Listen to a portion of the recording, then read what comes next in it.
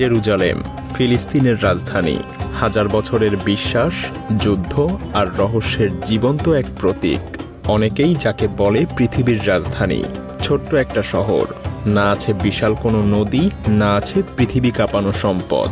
তবুও হাজার হাজার বছর ধরে এই জায়গাটাকে ঘিরে যুদ্ধ হয়েছে, সাম্রাজ্য ধ্বংস হয়েছে, লাখো মানুষ প্রাণ দিয়েছে। প্রশ্ন হলো কেন? কি আছে এই ভূমিতে যার জন্য আজও পুরো পৃথিবীর মানুষ আজও এই শহর দখলের জন্য নীরব যুদ্ধে ব্যস্ত?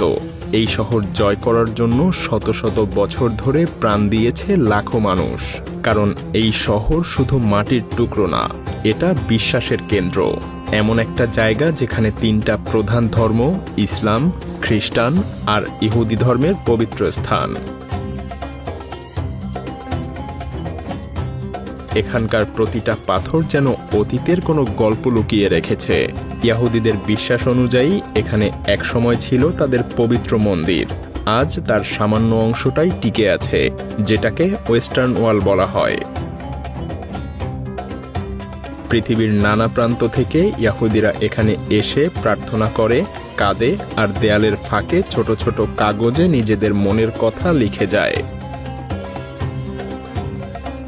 খ্রিস্টানদের কাছেও এই শহরের গুরুত্ব বিশাল, কারণ তাদের বিশ্বাস অনুযায়ী এখানেই হযরত ঈসা আলাইহিস সালাম তার জীবনের শেষ সময় কাটিয়েছিলেন। সে কারণেই আজও লাখ লাখ মানুষ জেরুজালেমে আসে শুধুমাত্র এই পবিত্র জায়গাগুলোকে একবার দেখার জন্য। আর মুসলিমদের জন্য এই শহরের গুরুত্ব আরও গভীর, কারণ ইসলামী বিশ্বাস অনুযায়ী এখান থেকেই মহানবী হযরত মুহাম্মদ সাল্লাল্লাহু আলাইহি ওয়াসাল্লাম মিরাজের সফরে গিয়েছিলেন। আর সে কারণেই